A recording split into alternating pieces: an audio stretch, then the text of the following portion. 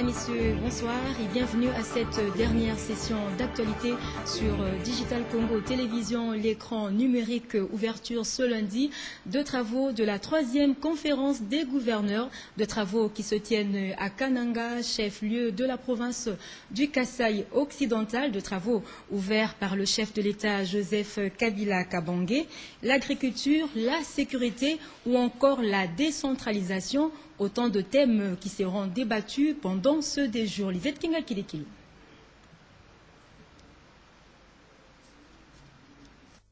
5 heures de Kananga, l'avion présidentiel se pose à l'aéroport national de Kananga, chef-lieu de la province du Kasaï occidental. Le président de la République, Joseph Kabila, est accueilli à sa descente d'avion par le Premier ministre Augustin Matata Ponyo, le ministre de l'Intérieur Richard Mouyej Manguins-Mons, le chef de l'exécutif provincial Alex Kandé, ainsi que les autres autorités provinciales. Honneur militaire, le président de la République ovationné par la foule. Les Kanangais ravis de revoir le chef de l'État qui communie avec ses compatriotes. C'est une marche de plus de 500 mètres que parcourt le chef de l'État.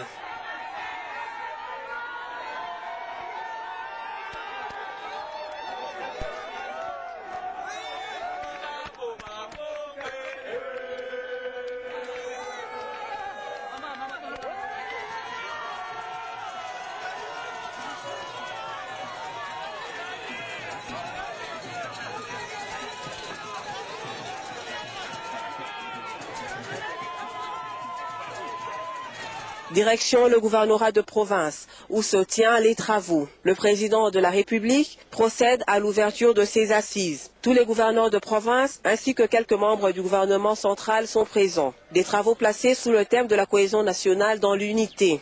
La mise en œuvre de la décentralisation ainsi que la sécurité et le développement sont là les axes majeurs de ces échanges de haute portée. Il faut dire que la conférence des gouverneurs reste un cadre de concertation et d'harmonisation entre le gouvernement central et les gouvernements provinciaux. Émettre des avis et formuler des suggestions sur la politique à mener et sur la législation de la République, telles sont ses missions. Depuis Kananga, Lisette Kinga Kilekilo pour Digital Congo. La troïka stratégique n'a pas dérogé à la règle. Elle s'est tenue justement à Kananga. Au menu de cette réunion, la question du désenclavement du Kasaï occidental. Elvis Ngwala. Il est 6 heures moins l'écart et la ville de Kananga au Kasaï occidental accueille la réunion de la troïka stratégique. Déjà, tous les membres se mobilisent pour prendre part à cette réunion hebdomadaire du gouvernement. Le vice-premier ministre et ministre du budget, le ministre de l'économie et commerce, celui délégué aux finances ainsi que le vice-gouverneur de la Banque centrale du Congo. Tous ont autour du premier ministre Augustin Matata Ponyo passé en revue la question du désenclavement du Kasaï occidental. La préoccupation urge. Pour la réunion d'aujourd'hui, la troïka stratégique a notamment recommandé que nous puissions accroître l'intervention de l'État en faveur de la SNCC, tout comme aussi nous allons le faire en faveur de l'ex-ONATRA. Donc on peut dire que la troïka stratégique s'est tenue à Kananga, c'était la troïka du rail. Sur notre registre, la troïka stratégique a mis un point d'honneur sur la problématique du taux d'intérêt débiteur à appliquer par les banques commerciales en République démocratique du Congo. Sans vouloir imposer aux banques commerciales, parce que les taux d'intérêt sont libéralisés dans notre pays. Mais puisque nous sommes tous embarqués pour la croissance, et puisque nous convenons tous que la baisse de taux d'intérêt débiteur encourage la croissance, nous voulons donc voir le mouvement dans ce sens-là. Daniel Mkoko Sambala a aussi confirmé, globalement, le cadre macroéconomique est resté stable et rassurant au pays. Autre réunion tenue à Kananga, toujours dans le Kasaï occidental, c'est celle du ministre délégué en charge de finances, Patrice Kitebi, avec les directeurs provinciaux des régies financières. Patrice Kitebi voudrait s'assurer de conditions dans lesquelles travaillent les 3 régies financières en province. Une fois de plus, Elvis Ngwala. Pas de répit pour le ministre délégué chargé des Finances. À peine arrivé à Kananga, il réunit ses troupes, les directeurs provinciaux des 3 régies financières. Question de faire le point et comprendre davantage les conditions dans lesquelles travaillent localement au Kasaï occidental, la DGDA, la DGI et la DGRAD. En vrai chef des troupes, Patrice Kitebi a sensibilisé les uns et les autres sur les objectifs à atteindre, notamment le doublement des recettes. Le rôle d'un soldat au combat, un soldat gradé, c'est de mobiliser les troupes. Nous avons beaucoup insisté notamment sur la nécessité pour la DGI, qui se trouve au mois de mars ici, dans un mois d'échéance fiscale, y compris du reste pour la DGRAD, pour qu'un travail de communication, de sensibilisation des opérateurs économiques puisse être fait de manière à ce que nous ayons des bons résultats pour le mois de mars. Et par rapport à cette perspective-là, c'était important qu'on puisse voir quelles sont les contraintes et comment surtout on résout les contraintes. Nous avons beaucoup... Les difficultés sont énormes pour la maximisation des recettes par les régies financières au Kasaï occidental. On martelé les responsables locaux, mais ils repartent avec une promesse de l'appui du ministère de tutelle afin d'améliorer les conditions de travail. Après un bref séjour à Kinshasa, le président de l'Assemblée nationale de Côte d'Ivoire, Guillaume Soro, a quitté Kinshasa le dimanche soir, mais peu avant de prendre son avion. Guillaume Soro a tenu un bref point de presse à l'aéroport international de Njili, très réservé sur l'actualité en République démocratique du Congo. Guillaume Soro a tout de même exprimé la position de son pays sur le morcellement de la République démocratique du Congo. Yvon Mouya-Chimanga et Jacques Aboy. C'est un Guillaume Soro très ravi de l'accueil lui réservé en République démocratique du Congo qui a quitté Kinshasa dimanche. Ravi, mais réservé sur la situation dans l'est du pays. Il n'appartient pas au président de l'Assemblée nationale de Côte d'Ivoire de s'ingérer dans les affaires du Congo, a-t-il déclaré. Juste le temps de rappeler tout de même la position de son pays, clairement exprimée par le président Alassane Ouattara lors du dernier sommet de la francophonie. La Côte d'Ivoire ne soutiendra jamais le morcellement des États. Nous sommes pour l'intégrité territoriale du Congo. C'est un principe qui est cher à la Côte d'Ivoire. Il ne sert à rien pour nous, en tout cas en tant que président de l'Assemblée nationale de Côte d'Ivoire, d'aller dans le détail des questions de politique intérieure du pays. Guillaume Soro réservé également à propos des concertations nationales futures en RDC. Il propose juste de partager l'expérience ivoirienne. Nous-mêmes, nous avons connu les mêmes problèmes que vous connaissez. La Côte d'Ivoire a traversé depuis près de 20 ans des crises successives qui ont engendré beaucoup de morts, de destruction, de difficultés pour les Ivoiriens. Il était normal que dans un élan de solidarité, le président de l'Assemblée nationale que je suis puisse partager avec les parlementaires notre expérience. Nous avons fait le dialogue direct entre Ivoiriens et ça nous a permis, n'est-ce pas, d'aller à des élections. Ça nous a permis d'avoir la tranquillité que nous sommes en train de vivre. De tout mon cœur, je souhaite que cette concertation puisse dégager des pistes pour l'apaisement au Congo. Avant de s'envoler, le président de l'Assemblée nationale de Côte d'Ivoire a signé avec son homologue congolais un partenariat. Objectif, créer un groupe d'amitié entre les deux assemblées. Aubin Minakou, attendu en avril à Abidjan, aura lui aussi le temps d'approfondir ce partenariat.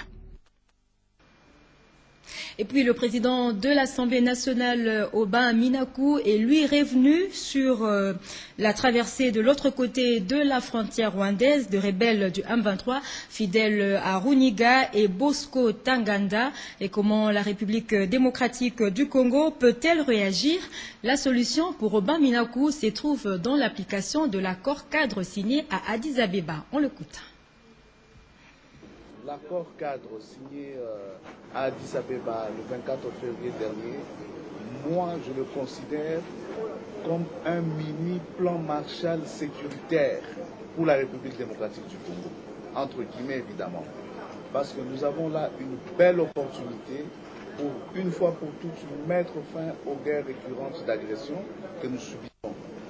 l'accord cadre prévoit qu'aucun État dans notre région des Grands Lacs ne puisse héberger des criminels de guerre poursuivis par la justice internationale et nos différentes juridictions internes, il est clair que tous les États signataires, puisque c'est des engagements, ils devront les respecter. Il est clair que la République démocratique du Congo devra incessamment s'assumer afin que tous ces criminels soient remis entre les mains de la justice, que ce soit la justice congolaise, que ce soit la justice internationale. Mais il ne faut jamais de précipitation inconsidérée ni de lenteur excessive. Et nous apprenons aussi que le général Bosco Ntaganda aurait trouvé refuge ce lundi à l'ambassade des États-Unis à Kigali.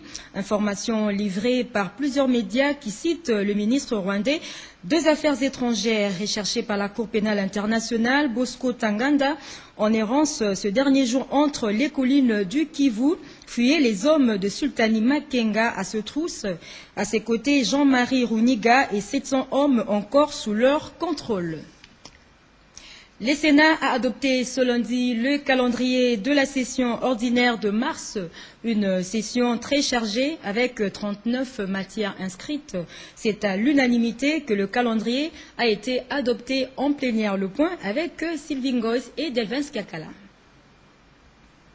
C'est la toute première plénière de la session ordinaire de mars à la Chambre haute du Parlement. Une plénière de moins d'1 heure qui a adopté le calendrier de cette session ordinaire qui s'annonce très chargée pour les sénateurs avec 39 matières inscrites. Parmi les nouvelles matières de cette session ordinaire au Sénat figure le projet de loi portant constitution, organisation et fonctionnement de la Banque centrale du Congo, le projet de loi sur les statuts de notaire, le projet de loi sur les statuts de huissier de justice ainsi que le projet de loi portant prévention et contrôle des armes légères.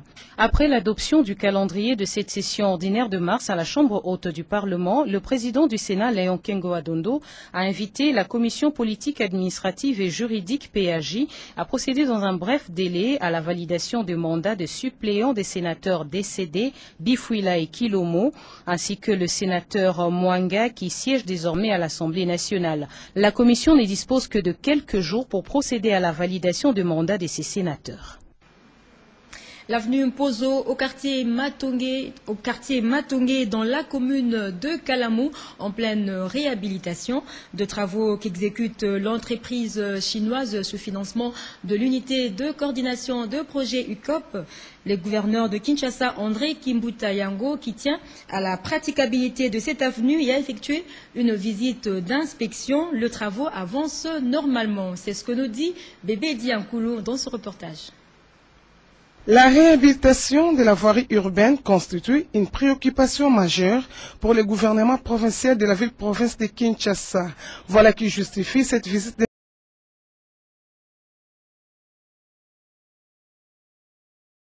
d'inspection effectuée par le chef de l'exécutif provincial de Kinshasa, André Kimbuta Yango, au quartier Matongé dans la commune de Kalamou, précisément sur l'avenue Pozo, où s'effectuent de grands travaux de réhabilitation. Cette descente a permis à l'autorité urbaine de se faire une idée sur l'effectivité de ces travaux exécutés par les ingénieurs chinois et assurés par les experts de l'Office de voirie et drainage.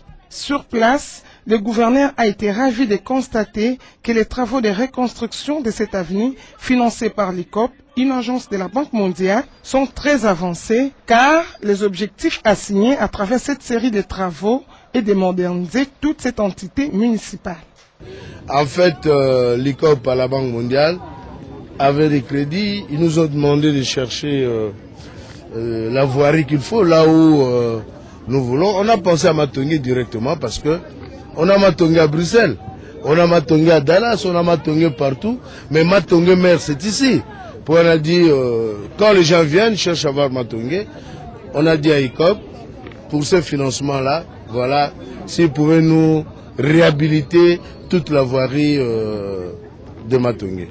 Répondant à la préoccupation de la presse, le gouverneur André Kimbuta a fait savoir que l'intervention du gouvernement provincial au bénéfice de la commune de Kalamou ne va pas s'arrêter à la seule réhabilitation de l'avenue Pozo, mais elle va également s'élargir à d'autres secteurs de la vie, dont la santé et l'éducation. La population du quartier Matongé qui accompagne André Kimbuta, regroupée au sein d'une association dénommée Bana Matongé, a par la même occasion remis à l'autorité urbaine un cahier de charges qui renferme toutes leurs doléances.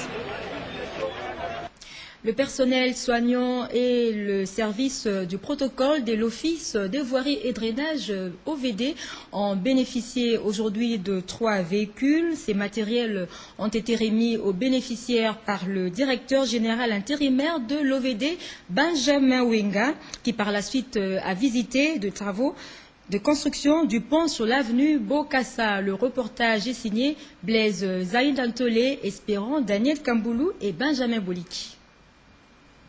La cour de la Direction générale de l'Office de voirie et drainage OVD vit ce jour une cérémonie particulière marquant un nouvel envol. Il s'agit de la remise par les directeurs intérimaires de cet office de 3 véhicules à la direction des ressources humaines. Sachant que la réalisation des grands travaux de voirie et drainage exige aussi bien une bonne santé des agents qu'une mobilité conséquente, de 3 véhicules, 2 sont affectés au corps soignant et 1 au service du protocole. Pour le service médical, les 2 médecins confirment que cette mobilité leur permettra de s'occuper de la santé de tous les agents, surtout qu'un centre de santé est en construction. Et quant au service du protocole, le véhicule va rayonner pour assurer différents contacts de l'OVD. Le directeur général intérimaire Benjamin Wenga invite les bénéficiaires à bien prendre soin de ces engins. Pour la délégation syndicale, cette dotation est un des vœux contenus dans le cahier des charges déposé auprès de l'employeur, un motif de satisfaction.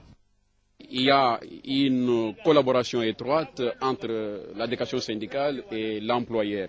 Et cette collaboration étroite, je dois vous le dire en toute sincérité, c'est une parfaite harmonie des temps et des circonstances. Quand nous proposons les choses et que l'employeur les exécute, nous devons les jeter des fleurs. Et quand certaines choses ne marchent pas, nous avons aussi le courage de les dénoncer. Nous sommes tranquilles puisqu'il s'agit de la santé des travailleurs de l'OVD. Après le protocolaire, l'heure est au travail et Benjamin Wenga ne perd pas de temps. Il est sur le terrain. L'objectif, c'est rassurer du bon déroulement des travaux sur différents chantiers. Au niveau du pont se trouvant sur l'avenue Bokassa, le constat est clair. Après l'écroulement du béton de 2,10 mètres, c'est l'étape de finition du corps de la culée et du mur de retour où seront posées des poutres. Mais il demeure une difficulté. Nous avons un problème de contrainte, surtout pour les câbles de la SNEL et les tuyaux de régie des eaux. Bon, nous demandons à ces sociétés s'ils pouvaient nous aider. La régie des eaux et la SNEL sont appelés à vite agir pour une bonne suite des travaux.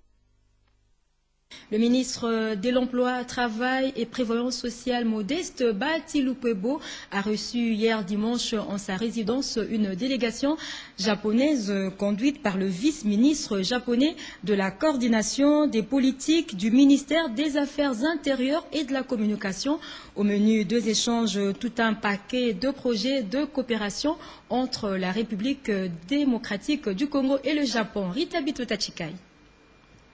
Le Japon, toujours déterminé à accompagner la République démocratique du Congo. C'est dans cette optique que séjourne à Kinshasa le vice-ministre japonais de la coordination des politiques du ministère des Affaires intérieures et de la communication. À la tête d'une forte délégation, il a été reçu par le ministre congolais de l'Emploi, Travail et Prévoyance sociale Modeste Bahati-Lukwebo. Le vice-ministre japonais Eiichi Tanaka est venu présenter au gouvernement congolais un paquet de projets de coopération, notamment dans les domaines de la nouvelle technologie de l'information et de la communication.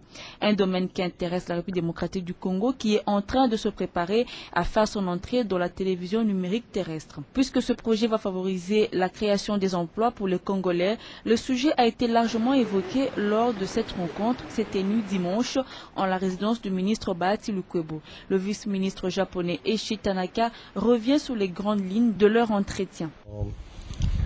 日本の方式はですね、非常に優れているんですけれども、それだけではなくて、entre autres aspects, l'aspect important du transfert de technologie et de la création de l'emploi qui concerne de façon directe Monsieur le ministre du Travail. Voilà. Donc nous souhaitons, le Japon souhaite que, à travers cette coopération en matière de la TNT, le Japon puisse contribuer en matière de l'emploi sur le plan socio-économique au développement de votre pays. 日本の企業がいくつか工場を建てて Soulignons que le Japon intervient en RDC dans plusieurs projets de développement à travers son agence de coopération, la JICA.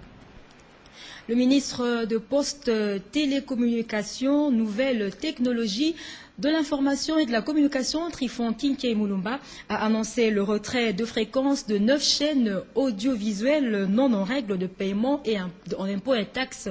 Et Trifon Kinkei Mulumba, qui peu avant a reçu la délégation japonaise conduite par son ministre en charge de télécommunications. Condensé, Sandrine Pemba.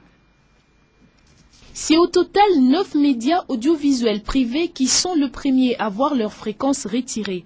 Cette décision financière du ministre de Postes, Télécommunications, Nouvelles Technologies de l'Information et de la Communication, qui n'est qu'un premier lot, concerne 85 chaînes audiovisuelles en défaut des paiements des impôts et taxes dus au trésor public.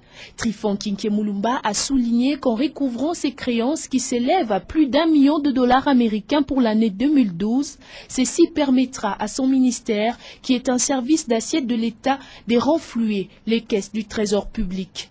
Le ministre de Pétantique a ainsi invité les médias concernés par ces créances de s'acquitter de leurs devoirs envers l'État au risque de subir la rigueur de la loi. Si l'État ne lève pas l'impôt ou le lève de manière inappropriée, il ne sera rien redistribuer puisque nos budgets ne seront jamais à la hauteur d'un grand pays appelé au statut d'émergence.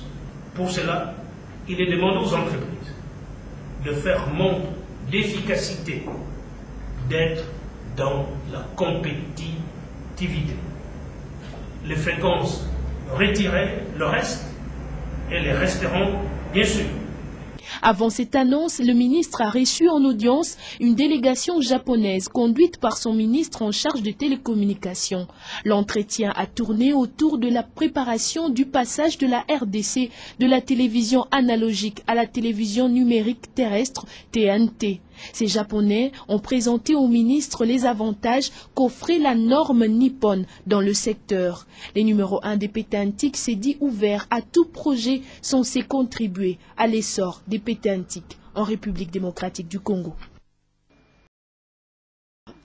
Voilà, madame, messieurs, c'est tout pour ce journal. Retrouvez demain à 9h, Bibiche Mouika. Bon tapis, je vous retrouve demain à 23h. Portez-vous bien.